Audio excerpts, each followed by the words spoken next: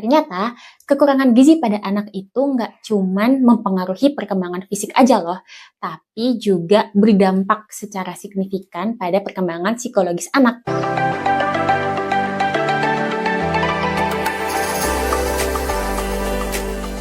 Halo, kembali lagi bersama Yayasan Alika di Surabaya. Nah, kembali lagi sama saya, Miss Ica. Hari ini kita akan kembali dengan tips and trick. Nah, hari ini Miss Ica mau bawa tips and trick, suatu materi tentang tips and trick yang nggak kalah penting dan nggak kalah menarik dari tips and trick yang sebelum-sebelumnya. Nah, jadi hari ini Miss Ica mau bawa materi tentang dampak dari kekurangan gizi pada perkembangan psikologis anak. Nah, jadi sebenarnya seberapa penting sih kecukupan gizi pada anak itu? Jawabannya adalah sangat penting karena ternyata kekurangan gizi pada anak itu nggak cuman mempengaruhi perkembangan fisik aja loh, tapi juga berdampak secara signifikan pada perkembangan psikologis anak gitu. Nah, menurut data Survei Status Gizi Indonesia atau SSGI pada tahun 2022, persentase stunting ini tuh ditemukan sebesar 21,6% loh. Nah, sebelum itu, karena itu, jadi kita sebagai orang tua perlu untuk mengetahui gitu bagaimana kekurangan gizi ini tuh sebenarnya dapat mempengaruhi kesejahteraan mental anak.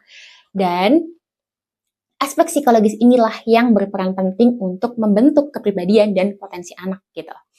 Nah, sebelum kita membahas tentang gimana cara ngatasin dampak dari kekurangan gizi pada anak, kita bahas dulu yuk, apa aja sih dampaknya dan apa aja tanda-tandanya anak yang mengalami kekurangan gizi. Nah, yang pertama, yang pasti adalah dampak kekurangan gizi pada anak Indonesia memiliki dampak yang signifikan terhadap perkembangan mereka gitu. Nah, dampak ini juga meliputi di fisik mereka, pertumbuhan fisik mereka gitu yang terhambat gitu. Dan selain itu bisa juga di penurunan kognitif dan penurunan imunitas. Nah, anak-anak yang mengalami kekurangan gizi cenderung memiliki tinggi badan yang lebih pendek dibanding dengan anak-anak seusianya. Selain itu, mereka juga mengalami kesulitan dalam belajar dan memiliki resiko yang lebih tinggi untuk terkena penyakit gitu.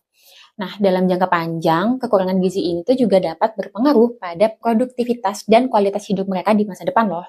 Nah, selain itu, kekurangan gizi juga berdampak pada yang pertama, gangguan perkembangan kognitif. Jadi, di gangguan perkembangan kognitif ini yang pasti ada penurunan fungsi kognitif gitu.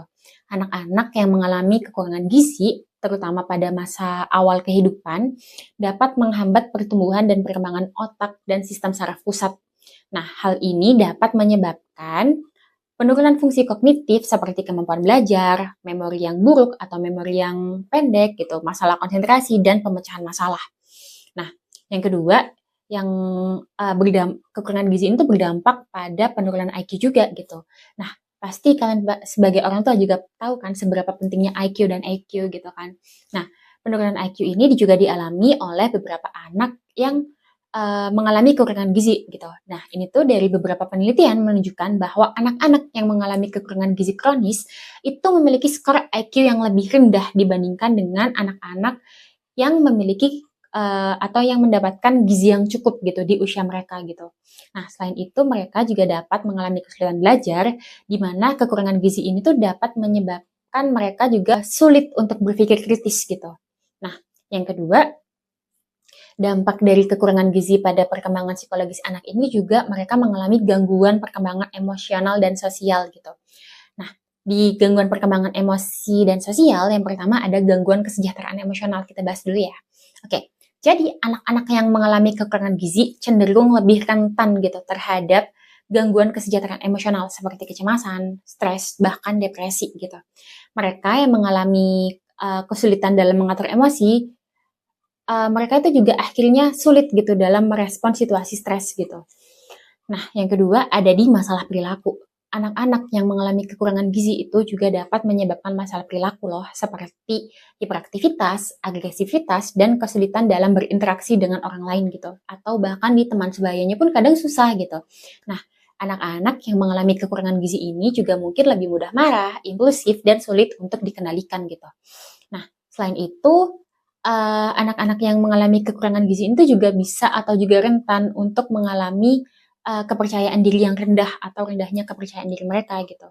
Nah, selain itu, hal ini juga berdampak pada prestasi anak gitu. Karena anak-anak yang mengalami kekurangan gizi mungkin mereka kan kesulitan nih dalam mengikuti pelajaran gitu kan, atau mengikuti belajar gitu, untuk mengerjakan tugas juga, dan akhirnya sulit juga gitu untuk berprestasi dalam kegiatan di kelas gitu. Jadi akhirnya mereka juga mengalami prestasi akademik yang rendah gitu, dibandingkan dengan teman-teman sebayanya gitu kan.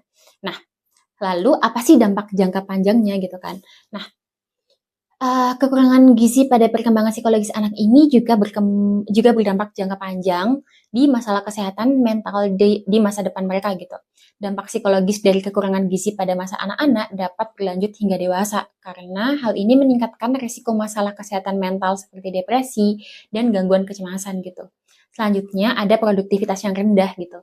Jadi anak-anak yang mengalami kekurangan gizi pada anak juga akhirnya mempengaruhi kemampuan seseorang untuk belajar dan bekerja di masa depan gitu. Sehingga juga menurunkan produktivitas mereka gitu, kegiatan produktivitas mereka gitu kan. Nah, ternyata banyak kan dampaknya dari kekurangan gizi pada perkembangan psikologis anak kan. Nah, jadi kalian sebagai orang tua juga harus nih untuk mencukupi kecukupan gizi gitu, sesuai dengan kecukupan gizi pada anak gitu kan. Nah, gimana sih Miss caranya? Nah, kalau dari yang Miss Ica baca, cara untuk mengatasinya yang pastinya adalah pentingnya intervensi dini gitu. Jadi intervensi gizi dari sedini mungkin itu sangat penting untuk mencegah dampak negatif dari kekurangan gizi pada perkembangan psikologis anak. Yang kedua, yang pasti pemberian makanan yang bergizi dan seimbang seperti vitamin, suplemen, dan mineral, serta konseling gizi pada ahli gizi juga dapat membantu memperbaiki status gizi dan mendukung perkembangan psikologis mereka gitu. Selain itu, penting juga untuk memastikan bahwa sang anak itu cukup air dan cukup berolahraga gitu. Jadi bukan hanya makanan aja gitu kan, bukan hanya dari makanan tapi juga dari olahraganya mereka juga harus awasi dan diperhatikan. Nah, sekarang kalian semua jadi paham kan sebenarnya seberapa penting sih dampak dari atau seberapa urgentnya dampak dari kekurangan gizi ini tuh pada perkembangan anak, dan itu tuh benar-benar terlihat sekali gitu kan.